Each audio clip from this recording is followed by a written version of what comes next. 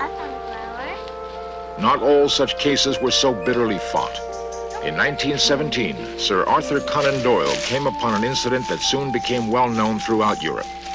He reported that two young English girls, while playing in the woods near their home, believed they saw a gathering of fairies.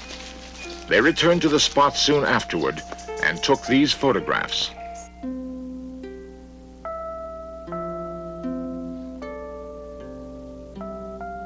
Skeptics pointed out the suspicious resemblance to several drawings done by Claude Shepperson to illustrate a poem entitled A Spell for a Fairy. Episodes such as this tended to cast doubts on spirit photography. Natural cave formations in Southern California provide photographer Seymour Locks with fertile ground for picking up energies from past civilizations. Coming into the cave area, what I was feeling was simply that it had been used by somebody. It was just a message that I was getting. There are energies in the earth, sometimes from water, sometimes from minerals, and sometimes from the presence of entities who have used this, because everything in nature has a memory. Rock, whatever, has a memory. And so I would assume that the energies in this area would have to do with the people who lived here at one time, Indian people, whomever. But it has that kind of aura about it. But I would assume whenever I work that there are entities around, because my supposition is that I'm assisted on the other side by people who create the imagery. He believes that his photographs provide evidence of unseen entities.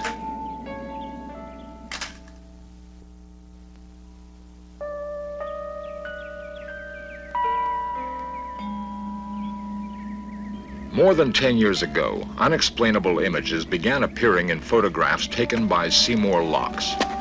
After much investigation, he has concluded that he has mysterious assistance, and the strange glow apparent in many of his pictures is energy from unseen entities. This is really a beautiful configuration, and it's reminiscent of the opening to the sky that you would find in the mythologies of the American Indian. A psychometrist can hold an object and pick up images, sometimes vibrations, etc. A dowser can walk over a landscape and tell where the water or the mineral. Psychic photography, the ability to pick up an image is comparable to picking up a clairvoyant image. You're simply using another medium. Photography is a receptive vehicle because it is silver. It has a vibration already. Sometimes the image is impressed while I'm developing. Sometimes it's impressed while it's in the camera. You don't need a camera. You simply need some kind of sensitized paper or film. The silver salts are a receptive vehicle. One of the most spectacular series was with a woman, Jerry Isaacson, who at that time was living in Santa Cruz. And I photographed her in a sequence of photographs in which she was doing a massage. And in the 5 frames that ensued, she became less and less visible. My experiences have been that white light is projected from the healer and that they become transparent. Transparency and a luminosity seems to be prevalent in those photographs I've made of the healers. In one remarkable photograph, a human face stares at us from another time and space. After a seance, I wanted to see what I might pick up, because I was still feeling, as I generally do after a seance, the room is very, very strong because you've been building the energies, so-called, in that environment. The so-called upper levels of consciousness are apparently available more frequently to more and more people these days for whatever reasons we don't know. And they seem to go in cycles, and they tend to come in turbulent periods of time.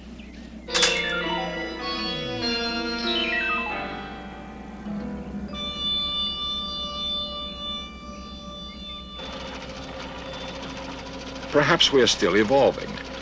It seems very possible that the brain, even now, has capabilities which are still untapped. Dr. Michael Graves is a neurologist in Los Angeles and is keenly aware of the bewildering complexity of the mind. How the brain actually works when we do something as simple as think or say a sentence is something that we know really very little about. As clinical neurologists, we know that certain parts of the brain can be destroyed and the individual doesn't suffer. So there are parts of the brain with no obvious, easily identifiable function, but I believe that there must be some function for all parts of the brain. Modern brain scans actually give you a picture that looks as if someone's head has been sliced into serial sections, just as like a loaf of bread is cut. This is a cross-section of the patient's brain. The intensity of the color indicates the intensity of metabolism of the brain tissue.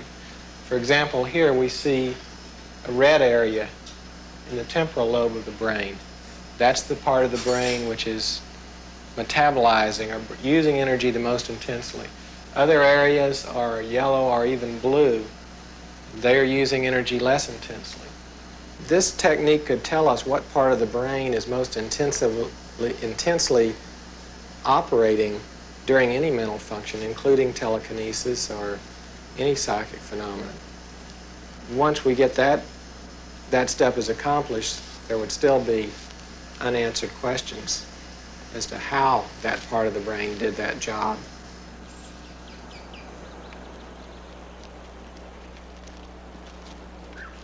In Waterville, Maine, the Veilleur family has confounded skeptics with their ability to capture ghost images on film.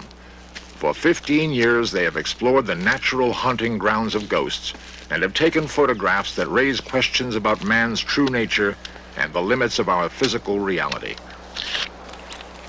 Their odyssey began with a simple parlor game, which evolved into a dialogue with an entity that became their spirit guide. Richard Veilleur records the sessions. Could you tell us how you passed away? A, C, C, I, D, E. Ouija first started in December of 1965, and it started as sort of a parlor game or as an amusement. F, R, I. The personality which introduced itself was ACL, or Anne Caroline Lowe. She gave information concerning herself as to where she was buried, the inscription on her gravestone, location of the cemetery, and so forth. I friend family.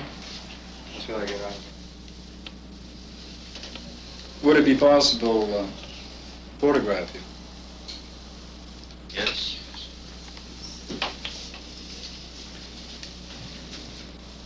They were given the location of Anne Caroline Lowe's gravesite.